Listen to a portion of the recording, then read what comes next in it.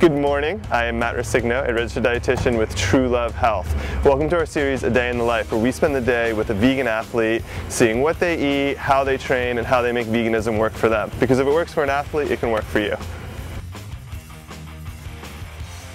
Today we are fortunate enough to work with not one but two vegan athletes. The first one is Cara Gillis, an international pro cyclist. She has raced in Europe for the Canadian national team.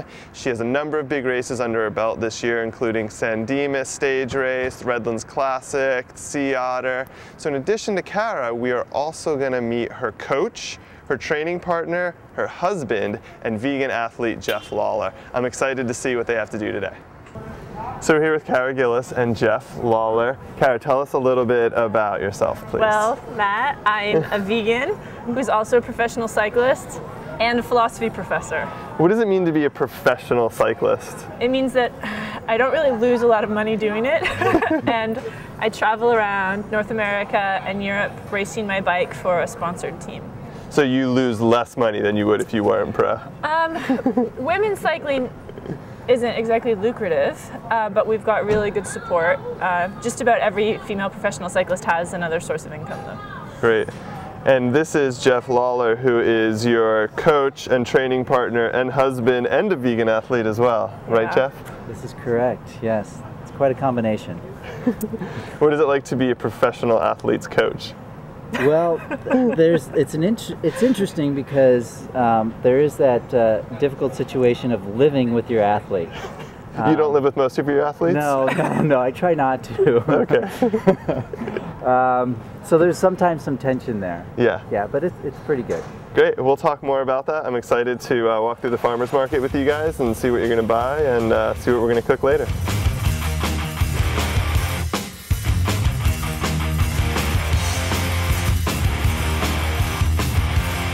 So we're getting coffee, stop number one.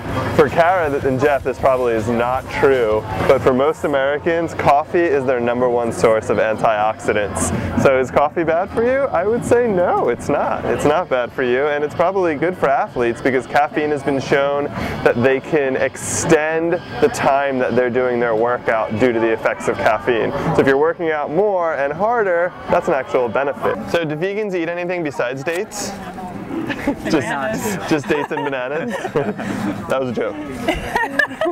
They're good, they're convenient, and they're a good, they have, what is it, 240 calories per 4? Is that what it is? Really close. What I had read is that they're 70 calories, between 60 and 70 calories per date. And so I know some racers that will carry just dates in their jersey to eat them because it's good, quick energy. I'll get one of these and one of these. So things like nuts, and especially pistachios, are good for athletes because they're calorically dense. I mean, imagine you have high calorie needs if you're training all week. And so you can get a lot of calories for a little bit of weight with something like pistachios, right? And I'm somebody that craves a lot of salt. The salt on pistachios. Right, and unlike the average person, an athlete needs more salt, and so you don't need to restrict it in any way. And so even though these are mostly fat, it's a good fat, so it's good for your heart whether you're an athlete or not, but they're also like 13% protein, which is pretty high. Oh, so you're getting a significant amount of protein in your pistachios. Yeah. That's great. So that's where I get my protein from. There you go, pistachios. At least one of the sources. All right. Do you ever get that question? Where do you get your protein? All the time, especially at races when people find out I'm vegan.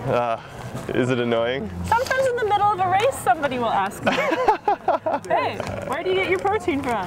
Really, now's not the time.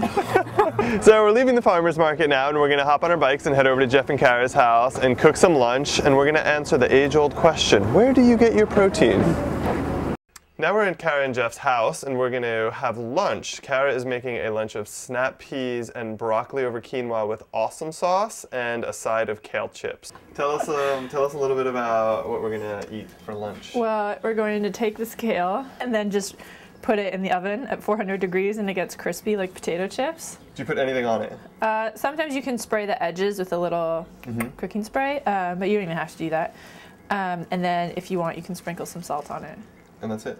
That's it. How long do you bake them for? In the oven? Yeah. Like 8 to 10 minutes at 400.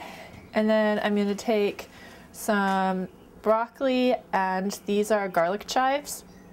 from our CSA, and then some snap peas from our CSA, and some chickpeas on a really hot pan, and cook them so they get just a little kind of crunch on the outside, and then add some Bragg's and some like sweet chili sauce to it. Kale has calcium, has a bit of iron, and what most people don't know, it is about 12% fat.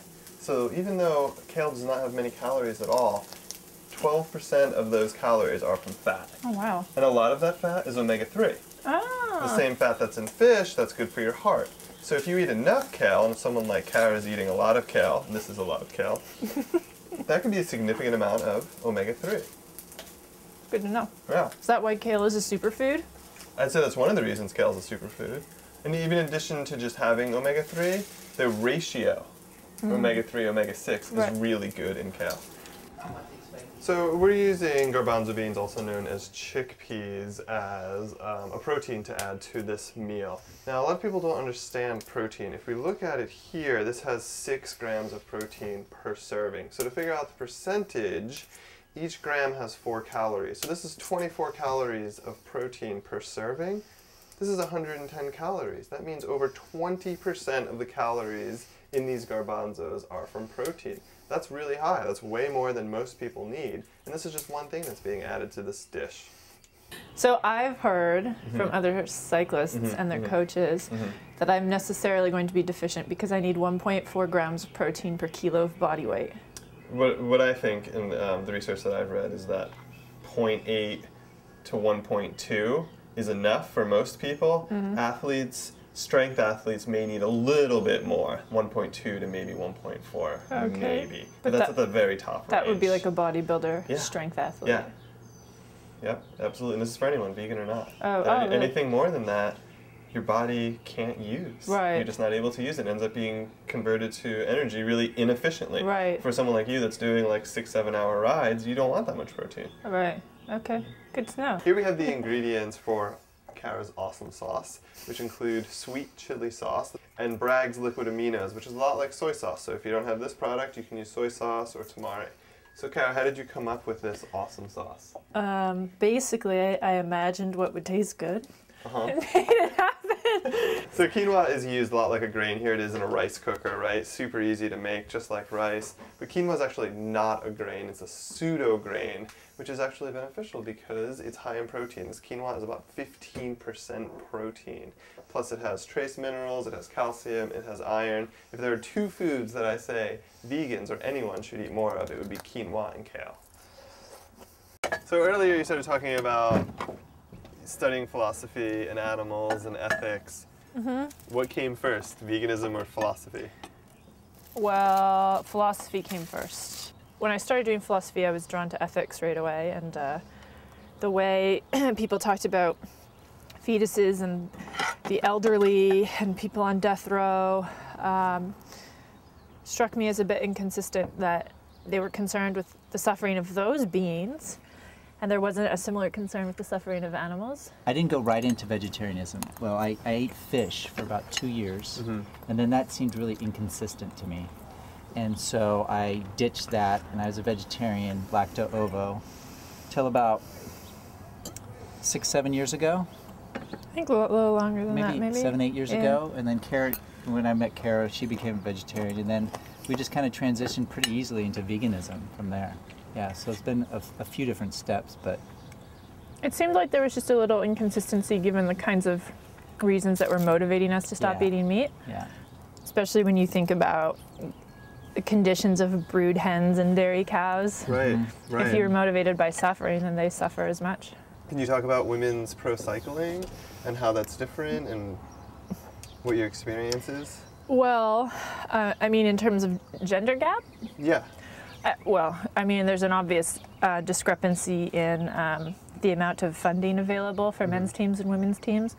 The salary scales for men's teams are much higher. There's more professional men's teams. Even though women's cycling is a fast-growing sport, The sponsorship opportunities haven't met up, which I think is ironic, because if you look at the sports that traditionally, or where traditionally women are making at least as much money as men, it's tennis and beach volleyball, right? Where the women are in these cute little outfits and exhibit tons of athletic prowess.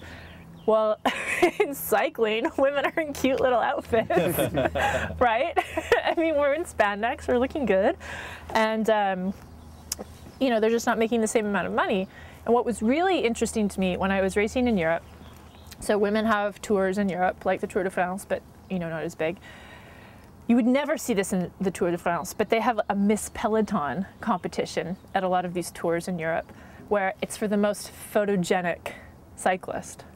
It has nothing to do with how fast you are. It has nothing to do with where you're placing. It has nothing to do with how friendly you are, or sports person like you are. It has to do with, and it's voted on by the photographers. Has to do with how pretty you are on your bike. I think that speaks volumes. When women are on the podium, the women still have the podium girls, right? So the men get the podium girls, which they like, and then the women get the podium girls too, which, you know. And we don't get kisses from the podium girls. Yeah, right. So the men get kisses from Now the podium I see a real girls. problem here. Yeah, there should be podium men. in Europe, there's still a lot more sponsorship and concern over women's cycling That's than true. in the States or North America. That's true. Right? So that while Miss Peloton's a problem, they still give a lot more to women's cycling. So there's kind of this weird That is true. tension between those two things. All right, Cara and Jeff, thank you for this awesome meal of awesome sauce. Anytime. Let's go on a training ride. What do you think? Sure, if you can keep up, let's do it. All right, here we are on Mount Washington, which is a beautiful climb in northeast Los Angeles. And now we're going to talk to Jeff a little bit as Cara's coach. What's the workout today? Today she's going to do a little bit of high intensity work, and so she's going to do some 1-minute intervals, about 8 with 3 minutes rest. So a lot of times your intervals, and again, an interval is just something you do for a length of time. Right? Intervals aren't always all out. There's different structures here. So today though, with the 1-minute interval, you're generally going very hard. These really hurt, and so you want some rest in between them so you can maximize the number you can do. And intervals are also about repetition.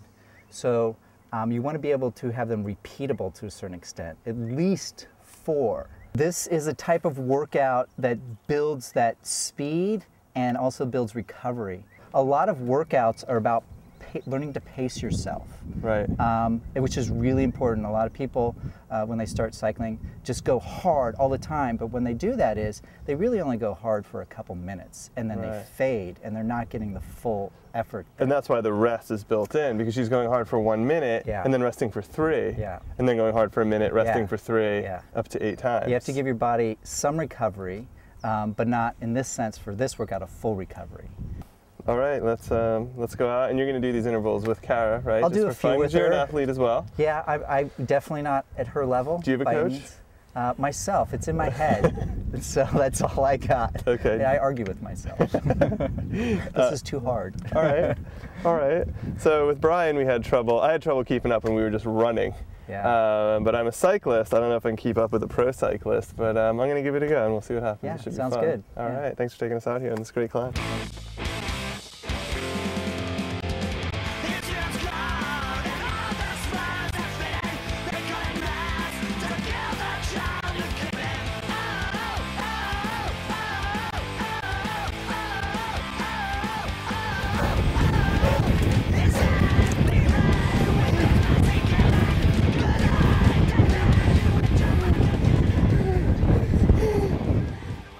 Man, I can hold on for about 20 seconds.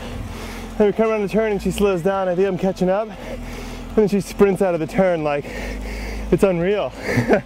I couldn't even imagine being able to keep up, let alone actually keeping up. And she's barely even breathing hard. I think she's just toying with me. Just getting done with our recovery, a 3-minute recovery. And I'm still out of breath. How much longer to the next one? 4 seconds. 4 seconds. Oh my gosh.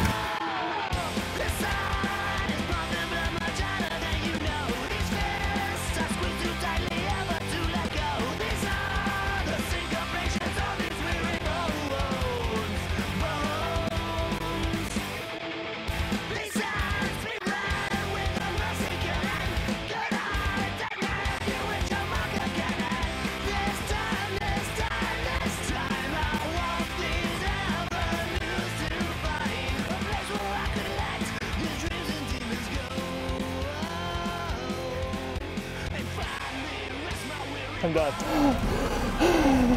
I'm done, I'm not doing it anymore. After 3, I feel like I'm gonna puke. Broccoli and quinoa everywhere. There's no way I can ride at that intensity, even just for a minute. After like 20 seconds, she's just gone. It's unnatural. Oh man. Okay, well, thank you for taking me out on that. That was insane. I'm glad you had fun. Yeah, it's unbelievable how fast you can make a bicycle go. Thanks. I think I'm a strong cyclist, and now I have to reconsider that. So Jeff was telling us earlier about how these high intervals help with racing. Is there anything else people should know about doing intervals or training? It's really important to remember to eat on your intervals, even if it's a shorter ride. I think just having a goo or something halfway through, it always helps. Does it count if I throw up in my mouth and then swallow it? No, I don't think that counts as new food. Particularly if you're doing like a 20-minute intervals. Yeah. You know, a lot of people, that's kind of one of their bread and butter workouts is 20-minute intervals. And by the time you get to the third one, you're usually 2 hours into your ride. Yeah. And you're doing a lot of intensity. So your numbers might not show this, but you know, you're getting tired in part because you're kind of lacking some energy. Well, a critical thing too is whatever intervals you're doing is to eat at about an hour before. Yeah. Because it's been shown through studies that if you do eat, you can perform your intervals at a higher level than you could if you're trying to lose weight or do something, you know, do it when you're hungry, is that your numbers are better, and that's giving you a greater physiological effect. So, I mean, eating before and even a little bit during is completely beneficial. It's fuel. That's what you need, right? Yeah. That's how you go, that's how you work. Right.